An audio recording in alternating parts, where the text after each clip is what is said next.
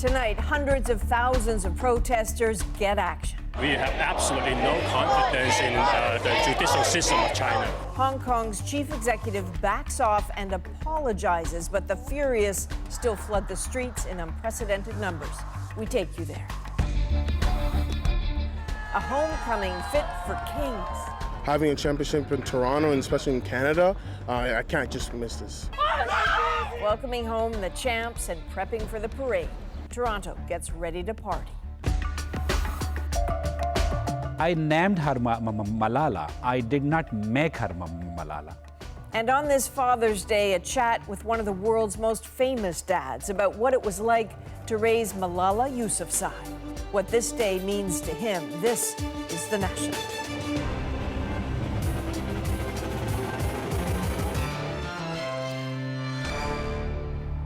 Hong Kong's leadership is clearly rattled. After days of meeting demonstrators with determination and recrimination, this weekend the government put its plans to pass a controversial extradition law on hold. The answer from Hong Kong streets? That's not good enough. And so followed perhaps the largest protest the former British colony has seen in 30 years.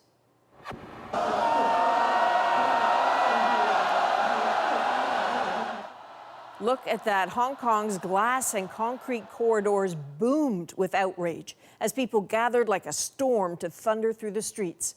A message for Hong Kong's leadership still backing an extradition law that protesters fear gives Beijing official clearance to reach into Hong Kong and just spirit people away. At the peak, Hong Kong police say there were around 300,000 demonstrators. Organizers say there were nearly 2 million. They can argue about the numbers, but the fact remains these protests rock the city to its core, and they're not done yet. Sasha Petrusek gives us the view from the street.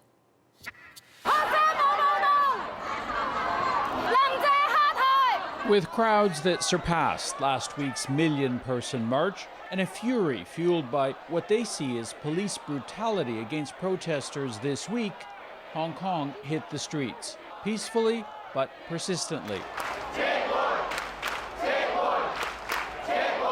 bringing demands that the chief executive resign, even after softening her insistence on the controversial extradition law that started all this. I don't believe her.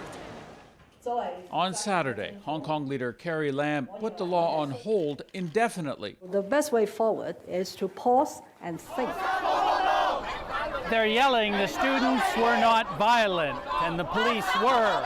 This is one of the calls that's come forward today.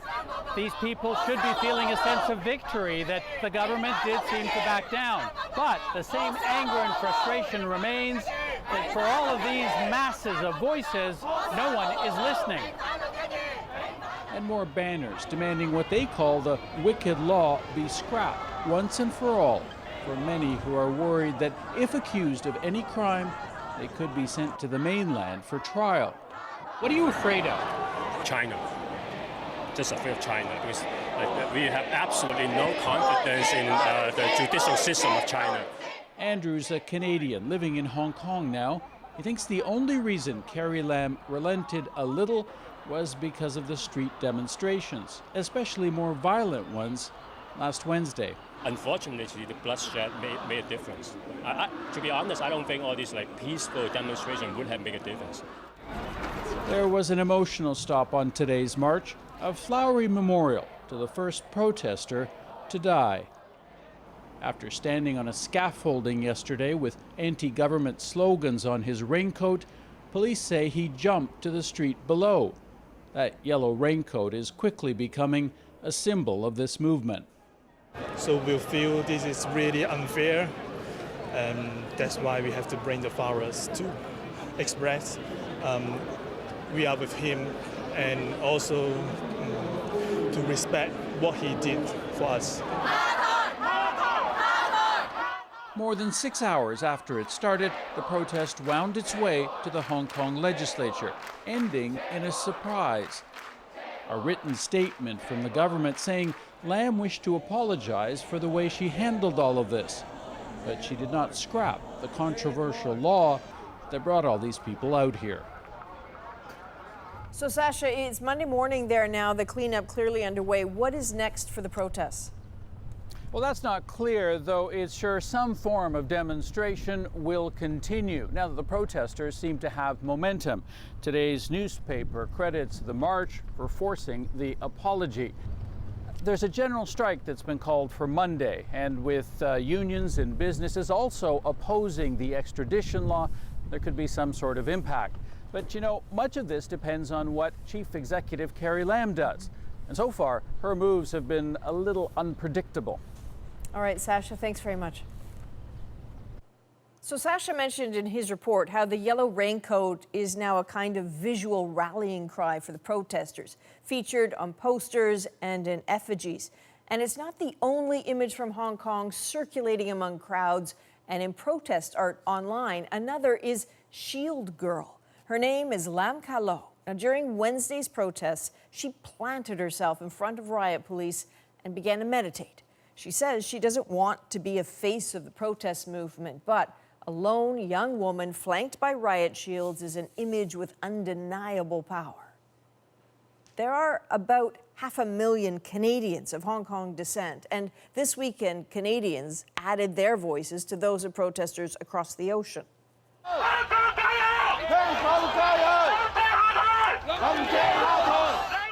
Hundreds gathered in front of the Hong Kong Trade Office in Toronto today and in Vancouver yesterday, echoing those in Hong Kong who say until the extradition bill is scrapped, authorities there could push it through at any time. There were protests in Quebec as well today as the provincial government pulls out all the stops to pass two controversial bills. In Montreal, these people marched against Bill 9, which was passed into law early this morning after a 19-hour sitting of the National Assembly. It gives Quebec more authority over who receives permanent residency. The government has promised that will eventually involve some sort of values test. The immediate effect is to cancel the immigration applications of roughly 16,000 people, now many of whom are skilled workers already in the province. Their fees will be returned, but they're forced to start all over. No, I'm not applying for the new system. I think there's no guarantee that that's working now. It's going to take a while to work, and I've already lost 18 months. So I'm not planning to lose any more time. Either I do it through a different way, either I go to Ontario, and maybe in 6 months I'll have my residency. Tonight, the ruling CAQ party is using its majority to push through Bill 21, despite numerous demonstrations over that. This bill has made headlines for months. It would restrict Quebec civil servants from displaying symbols of faith while serving the public. The bill is popular in parts of Quebec, but critics say it sends a message to religious minorities that they're not really welcome. Cathy Sinet covers Quebec politics, and she takes us through a debate that will reshape the province. As Premier of Quebec, it's my responsibility to defend the Quebec values in front of the rest of Canada, and that's what I'm doing. In a single weekend, the Legault government has changed Quebec society for years to come. To do that, Premier Legault has invoked closure to limit debate and get these bills passed before summer break. We may have few little backlash. Even more extraordinary, Bill 21 includes the use of the notwithstanding clause. That will prevent charter challenges from reversing its strict limits on religious symbols in the civil service. The ruling Coalition Avenir Québec is using its majority muscle here, and the Parti Québécois backs the government on Bill 21, saying it won't limit Quebecers' rights. No, I don't think so. I think it's a necessary debate, and it's time to move on.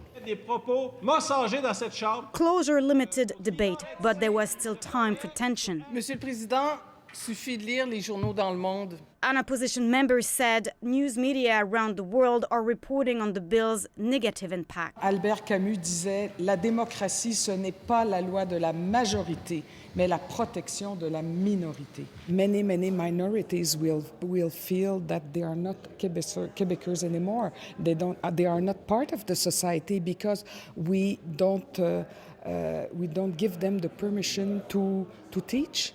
Because they wear a veil. Members of the assembly sat for dozens of hours.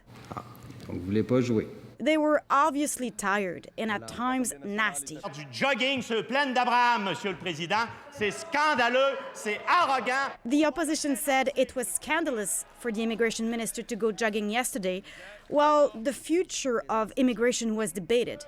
He said he did it to clear his mind. Prendre quelques minutes d'exercice. Est adopté. The current debate will be done well before sunrise. Quebec wakes up tomorrow on a new path. Cathy Sonnet, CBC News, Quebec City. And turning now to the 2019 NBA champions, the Toronto Raptors. Feels pretty good to say that. The boys and the trophy are now home. Most arrived today from a celebratory jaunt to Las Vegas, courtesy of Raps megafan Drake and his private plane, because why not party all the way home? They landed in Hamilton, just southwest of Toronto, earlier today. Head coach Nick Nurse and the rest of the guys got a hero's welcome after landing last night at Pearson Airport. And the mood of celebration in Toronto shows no signs of dying down ahead of the Raptors' big victory parade tomorrow. So here's Natalie Nanowski with a look at how the city is getting ready. This is where the Raptors will feel the love yet again. Tomorrow at Nathan Phillips Square beside Toronto's City Hall. With the final touches going in, some are already camping out for that perfect spot. We came from Ottawa, capital of Canada, so got to represent. I think it's really inspirational to the young basketball players, saying that we can do it. Raptors are back in town after partying with Drake in Sin City. I think we know how that saying goes, so let's just leave that there. And fans couldn't be happier to see them.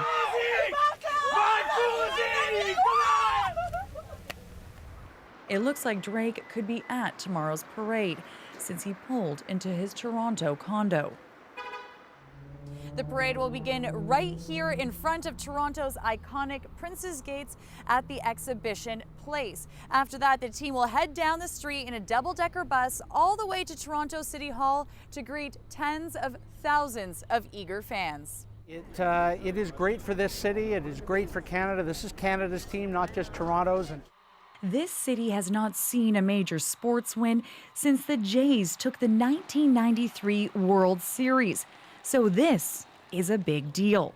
Tomorrow is officially We the North Day, and Toronto's mayor wants everyone to enjoy the moment. I hope all employers in the city will be sufficiently encouraging of their employees to perhaps take a bit of time off to be able to come to the parade. Much of the triumph is being attributed to the King of the North, Kawhi Leonard. But the lingering question, will he leave his throne when he becomes a free agent next month? I don't really know. I think he had a good season and people like him here and we can give him a good deal. And tomorrow the city will try to convince Kawhi to stay with a big party and a performance from the Snowbirds. Natalie Nanowski, CBC News, Toronto. So we were curious, will Washington and Ottawa also roll out their red carpets? Short answer, not sure yet. Not that I know of on either one. Yeah, I don't know on either one. Ottawa Mayor Jim Watson has asked the Prime Minister on Twitter to invite the Raptors to Parliament Hill. As for President Trump, well, it's tradition to invite the NBA champs to the White House, but there's never been a winning Canadian basketball team before, so who knows? History might give us a clue. When the Toronto Blue Jays nabbed their first World Series title in 1992, George Bush Sr. did extend the invite. And I'm going to give you this base. And expect Toronto's streets to be completely jammed up again tomorrow for the Raps victory parade, which could very easily turn into another great big all-day party. It kicks off at 10 a.m. Eastern at Exhibition Place and will head east along Lakeshore Boulevard and then swing north to Nathan Phillips Square just outside Toronto City Hall. It is scheduled to wrap up around 1:30 in the afternoon, but we'll see. And if you cannot be in the crowd, we'll take you there. You can watch the live TV special. I'll be hosting it alongside CBC Toronto's Dwight Drummond on CBC Television and CBC News Network starting at 10 a.m. Eastern, or live stream it at cbcnews.ca and on GEM. And we hate to even bring it up, but there were a couple of isolated low points after Thursday's win, and this was one of them.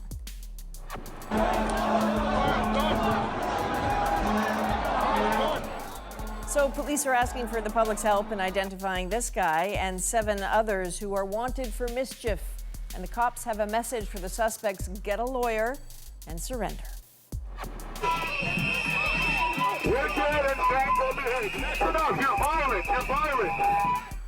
And police are looking for witnesses after a really disturbing incident at a Pride event in Hamilton, Ontario yesterday. Violence erupted between a group carrying religious signs and Pride participants.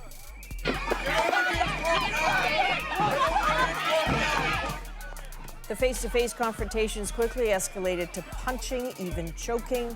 Police separated the 2 groups, but no one has been arrested. Several people suffered minor injuries. And South America made history today in a very unsettling way. A record power outage left 44 million people feeling helpless, many afraid.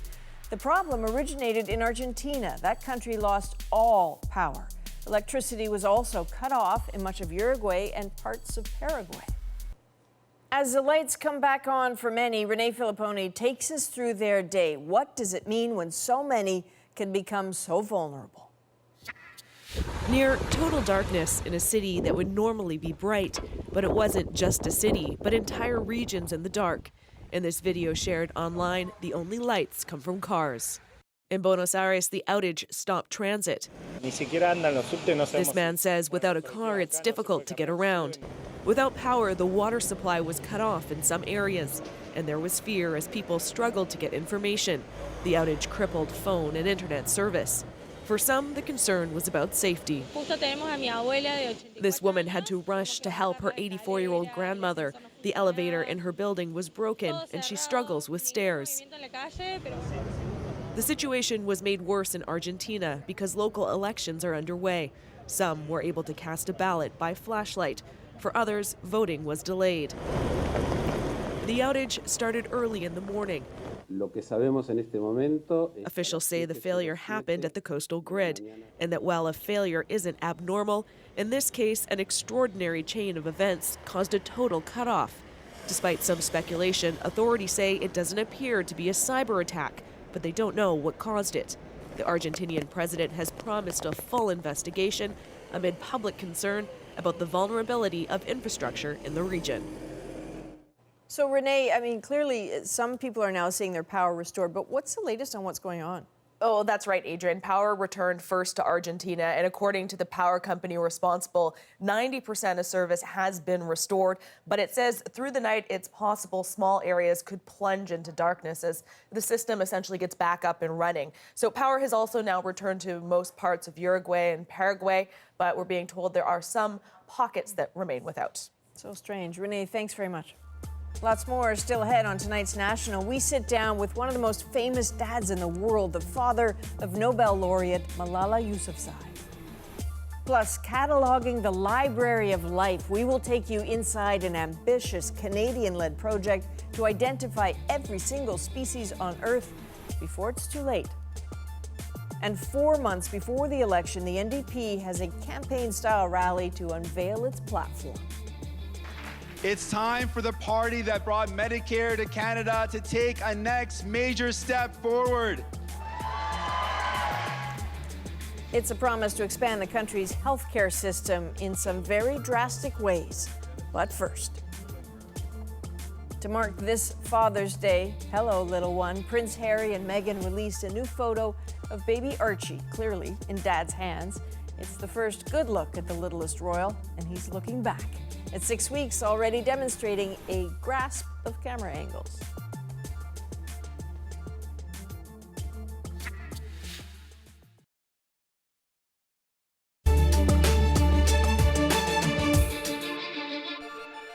If your loved one needs medication, you can get it, period. Paid for with your health card, not your credit card. Big applause, big crowd, big reveal. Jagmeet Singh unveiled the NDP's election platform today, 4 months ahead of the federal election. It is very ambitious. And as Hannah Thibodeau tells us, it is also very expensive. NDP leader Jagmeet Singh danced his way on stage with a lively crowd, jumping along, giving him high fives and hugs. Thank you, everybody. Singh hopes to maintain this enthusiasm for his party by unveiling the NDP election platform 4 months before voting day. This is our roadmap of the possible. It includes sweeping changes to healthcare coverage. The first thing Singh would do if elected, implement a national public pharmacare program by next year. The cost? $10 billion. But the plan for expanded Medicare includes a lot more than that. Dental care for everyone. Vision care. Hearing care. Other measures include reinstating door-to-door mail service, banning single-use plastics by 2021, and eventually offering free tuition for post-secondary education. The NDP's early platform release comes as Singh's party continues to struggle in the polls, tries to differentiate itself from the Liberals, and fight off growing support for the Greens. So the polling numbers since Jagmeet Singh has entered the House has been pretty stagnant for the NDP. The idea of putting the vision today, it allows the candidates over the summer to make the barbecue tours and talk to voters and say, why would you vote for the NDP? Not everything in the platform has been costed, but the NDP plan on canceling billions of dollars in oil and gas subsidies and increasing taxes on big businesses and the wealthy. And they have no plans to balance the books, something former leader Tom Mulcair promised to do in the 2015 campaign. Singh plans to define who he is and what his party stands for early on. Going back a few decades, it was always clear what the NDP was, and we're in an era now where it's not that clear. It's not clear yet just how all of these promises will be paid for, but the NDP says it will give its platform to the Parliamentary Budget Officer to assess its fiscal soundness. Hannah Thibodeau, CBC News, Toronto. So it's obviously way too soon to say what the new platform will do for the party come election time. But if you want to see how the parties are faring in the polls, check out the CBC's poll tracker. It crunches all the numbers from the various polls, and right now the NDP has the support of about 15% of voters. The Conservatives in front with about 36%, the Liberals at just under 30%. Keep checking cbc.ca/poll tracker for the very latest. Still ahead on The National, in a week of thrills for Canadian sports fans, another one today courtesy of golfer Brooke Henderson. And on a Father's Day edition of the Sunday Interview, how to raise a Nobel laureate, we sit down with the father of Malala Yousafzai. People ask me what I did for my daughter, and I tell them, don't ask me what I did, ask me what I did not do. I did not clip her wings.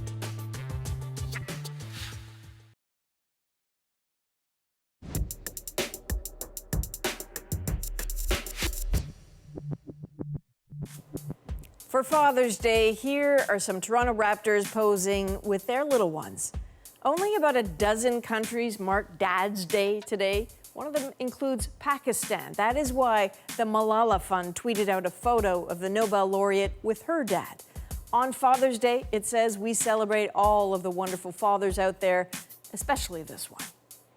So you likely know Malala Yousafzai, the outspoken activist for girls' education. Now you're going to get to know her remarkable father and how he helped to raise a champion. Ziauddin Yousafzai understands he's not as well known as his daughter Malala, but that doesn't bother him at all. His pride in her only grows. It was already huge back in 2009 when the Taliban began implementing Sharia law in the Swat Valley of Pakistan, where the Yousafzais lived. Swat Valley! Girls' education was banned, schools were shut, some even bombed, but Yousafzai and his daughter fought back. They cannot stop me. I will get my education if it is in home, school, or any place. Insisting girls have a right to an education. Her activism made her known around the globe, and it made her a target. In 2012, while on a bus from school, Malala and 2 other students were shot in an attempt to silence her. They could not. With her father by her side, Malala navigated the world's greatest stages. Her voice has only been getting louder, and so has his. I'm not a lone voice. I am many. He was in Canada recently speaking at the Women Deliver conference in Vancouver. I met up with Ziauddin Yousafzai in Toronto. So firstly, I want to welcome you and say Happy Father's Day. Thank you so much. Thank you. Thank you. And you are a father the world has come to know. And I wondered what it is like to be Malala's dad. Thank you so much. Like in patriarchal societies, fathers are known by their sons. And I'm one of the few fathers might be in the world who is known by his daughter. And I'm so proud of it. When you had your daughter and you were so thrilled. Yes. That wasn't entirely how everybody else in the family was feeling. And how isolating is that? Yeah, like now things have changed a lot. I will mention that first. But at that time, really, a daughter's birth was not celebrated. And I remember that my father and my brother, they were not like very happy. They were not sad, I should say, but they were not happy. Like there was no excitement for having this new baby in the family. And we have a tradition that after the 7th day of the child's birth, we just make a feast, like a party. And my father did not offer that.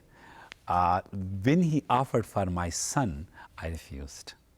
I said, no, you didn't do it for her. No, it can't happen for my sons. So, you must have been a bit mad at that. Yeah, I mean, it's mad.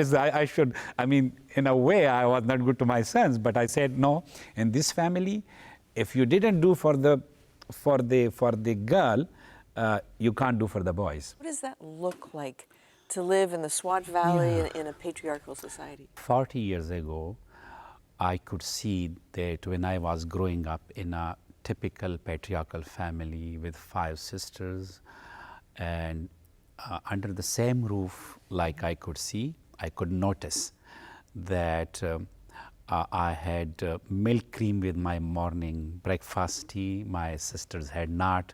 I had more a pair of shoes, a lot of clothes as compared to my sisters. And the worst discrimination that crippled my sister's future was that I was sent to school and they had not that opportunity to be sent to school.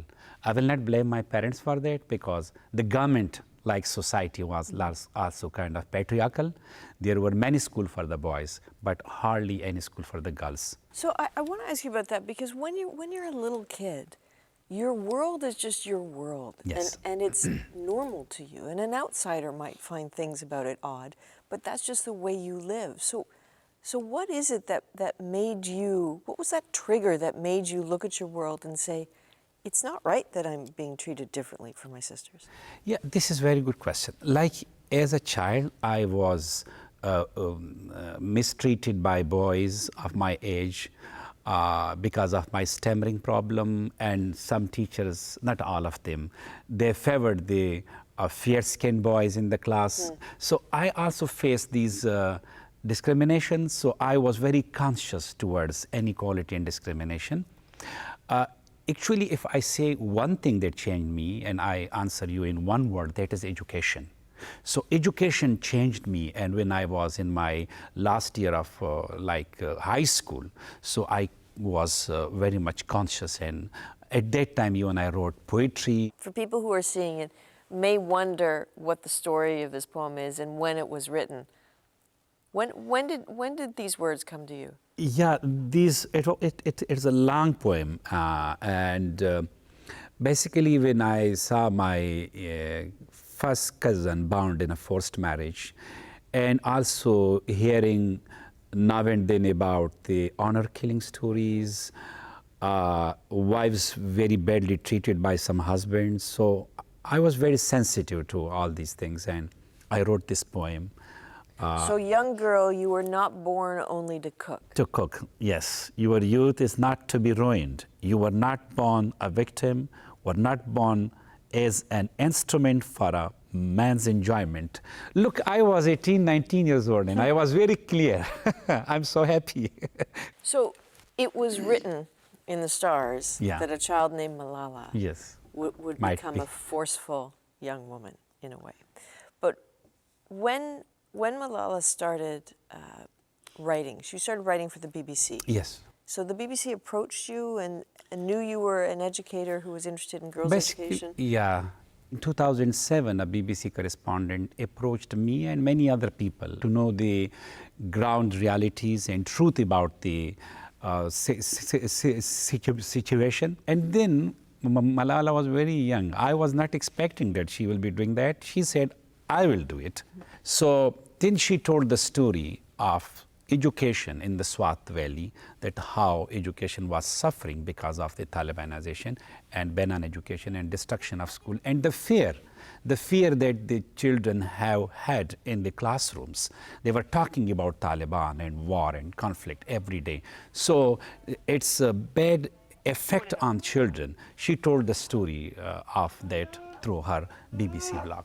Well, I mean, that was the era when the Taliban were hanging people in the center of Mingora. I had to go out of my home to spend nights in a friend's house because I was thinking that if they come, because at that time they used to come after people and pick them and kill them.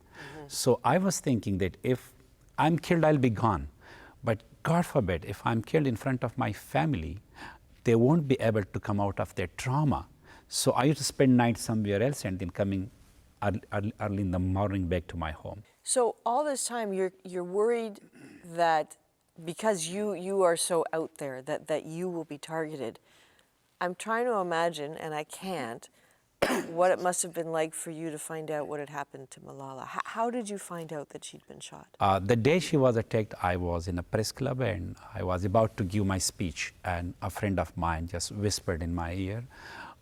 He told me that your school bus has been attacked, and it was horrible news. I didn't know who was attacked, so they were announcing my name. I went to the podium, gave a short speech, and then said, I have an emergency. And then I went to the hospital, then from one hospital to other, and then finally we went to the UK for her further treatment. You skipped over the part where you realized it was her, and I'm imagining you skipped over the telling of that because for a father to find out it's his daughter's. I think it's very retrospection, it's very traumatic, to be honest. It was such a tragic time that even I forgot how to cry and weep. And I was like sucked up by a black hole, to be honest. It was a very difficult time. And I was very upset, extremely upset, and I asked my wife, because I'm a kind of person, if something bad happens, I ask myself, to what extent I was responsible, or I could have done it differently. And I had these thoughts in my mind, and my wife told me that, oh, please don't think like that. Never feel any guilt, because you stood for the right of education, your daughter stood for the right of education, and those people should be guilty who are the criminals who attacked her. And Malala's told you the same thing, right? Malala is really, I haven't seen such a resilient girl in my whole life. I mean, she was unstoppable, unstoppable girl, yeah. I named her Malala. I did not make her Malala. Yeah. She did that herself. Yeah, exactly. As you said yourself, dads are always looking for advice from other people. You have some thoughts for dads? Yes, of course. So, like as I always mention that people ask me what I did for my daughter, and I tell them, don't ask me what I did, ask me what I did not do. I did not clip her wings. So this is the first thing, especially for the fathers in patriarchal societies. But to fathers all over the world, I'll tell them that you should believe in your children.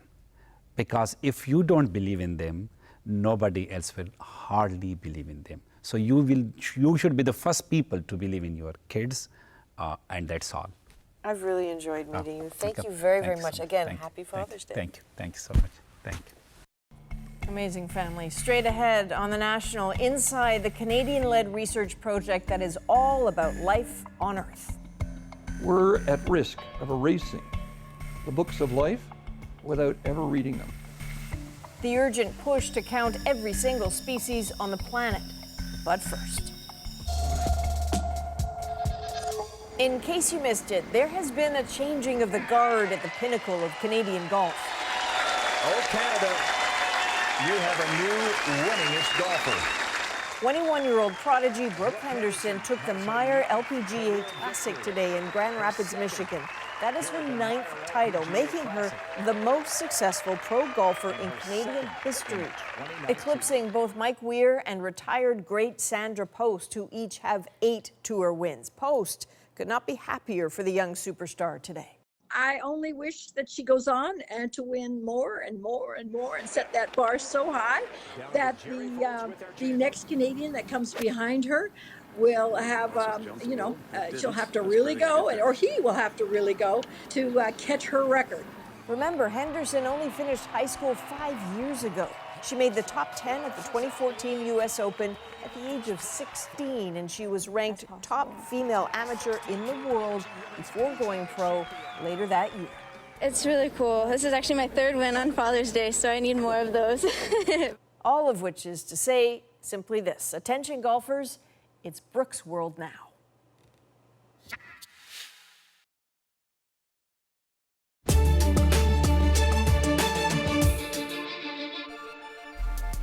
Here are some of the stories we're watching for you this week on The National. Expect a big and controversial decision Tuesday from the Prime Minister and his cabinet. That is, whether to greenlight the Trans Mountain Expansion project.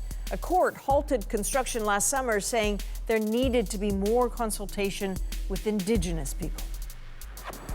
I'm Anna Maria Tremonti. This is The Current.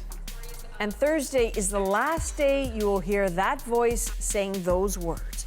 After close to 2 decades at CBC Radio's The Current, Anna Maria Tremonti is leaving the show for a new CBC podcast project launching in the fall. Now, according to biologists, it is dire times, with species going extinct at a rate to 1,000 times faster than the historical norm. An international project led by Canada has set out to identify every plant and animal on the planet, cataloging some never before seen, as others disappear forever. Here is Vicodopia with the race to build a library of life. It's a safari for science in South Africa's largest big game reserve. Iconic mammals protected from poachers and extinction.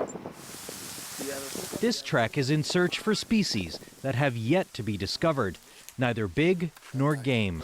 I believe this is an armored cricket. This Canadian biologist works with South African researchers and rangers to chronicle every insect species in Kruger National Park.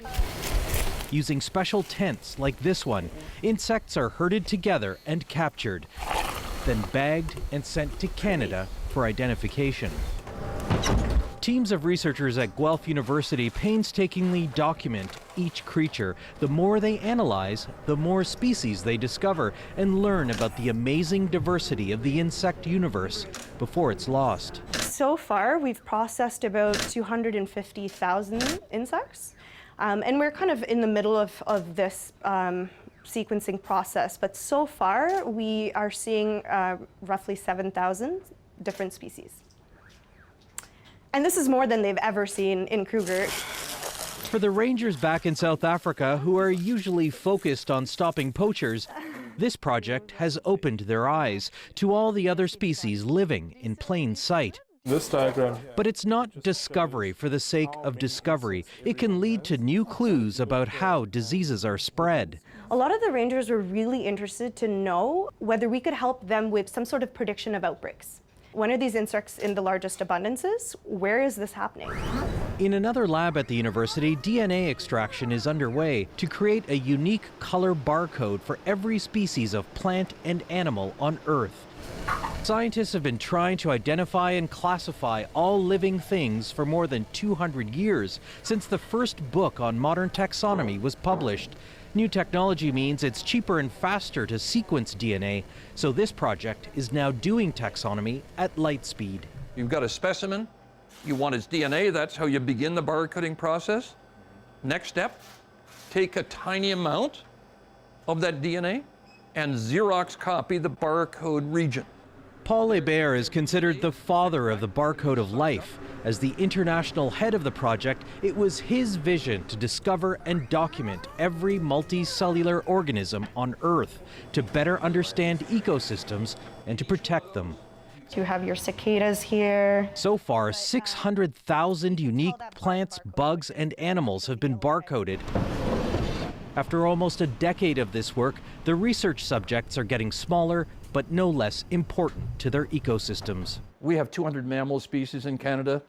We have about 450 resident species of birds. Well, there's one tiny group of flies called gall midges, and we believe, based on DNA analysis, that there are 20,000 species in that one family of fly alone. And now the barcode of life is about to get a lot bigger. This month, partners from more than 30 countries begin gathering specimens from 2,500 sites around the world, creating barcodes for 2 million more species.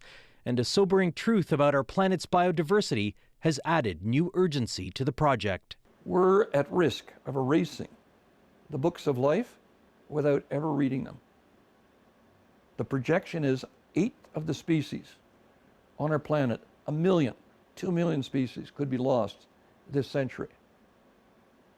I think it's an imperative that we protect those DNA extracts so we can read their entire genomes at leisure sometime in the future. And that's the reality for which scientists are now planning as they race to complete the final chapters of those books of life, because we can't protect what we don't know about, and there's still so much more to know. Vic Adopia, CBC News, Guelph, Ontario.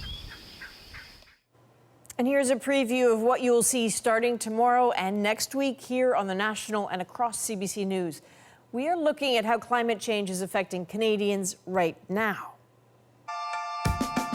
Extreme heat, wildfire smoke, and diseases all made worse by a warming planet. The impact on your health and the challenges faced by doctors. When I went to medical school, we were taught that there was no Lyme disease in Canada. And we'll take you to the Arctic, where thawing permafrost is changing the landscape. I'm just worried about my house might fall apart. And the search for solutions. Making changes in our lifestyle, making changes in our traffic patterns, in our buildings. CBC News digs into climate change in our backyard, online, on radio, and right here on the National. It all starts on Monday. Just ahead, our moment. A Raptors fan so determined to see his team tomorrow, well, it called for desperate measures, including a disguise. But first, murals, monuments, even shrines have been popping up all over Toronto, including one right downtown on the outside of the CBC building to coach Nick Nurse. Check out St. Nick.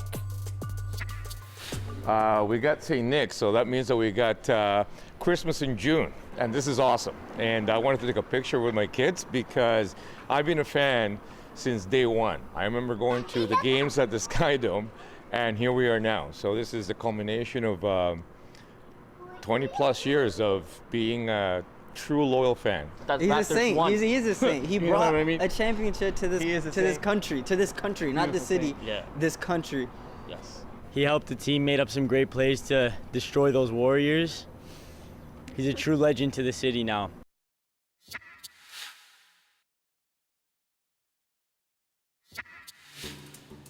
As Canada prepares to party for the Raptors tomorrow, some fans are preparing to make, well, some sacrifices, like their jobs. In tonight's moment, Next Level fans are already camping out for the parade in Toronto and getting ready to play hooky. Technically, we're taking it back old school a little bit, playing hooky from work tomorrow. Unfortunately, our boss didn't give us a day off, so you don't really want to miss a once-in-a-lifetime opportunity, something that we've been waiting for as a whole city and country for so long. It's just unbelievable. It's so great for the city, the fan base, the country. We had the world media here for the NBA Finals showing off our city all over the place. It's just great coverage for our city. Tourism probably going to boost because of it. And, we put ourselves on the map. Just being so close to the players, the guys that work so hard on and off the floor, that put all this commitment and effort in to bring us this championship, and just to show that appreciation towards them. And maybe even if we're lucky, get a little quick swipe of the Larry O'Brien trophy, that'd be a bonus. And when was the last time we really had an opportunity like this where a parade comes into town? And I really hope if they do find out, they understand, and if not, then there's always other jobs to find, right? This is, I'd rather have this opportunity to be part of this. Okay, so that's serious, using the disguises and the hoodies and whatnot, and believing that there are other jobs to find. But should that happen to those poor guys, perhaps they might want to direct their bosses to the mayor, who asked that employers be a little sympathetic tomorrow. That is The National for this Sunday, June 16th. Good night.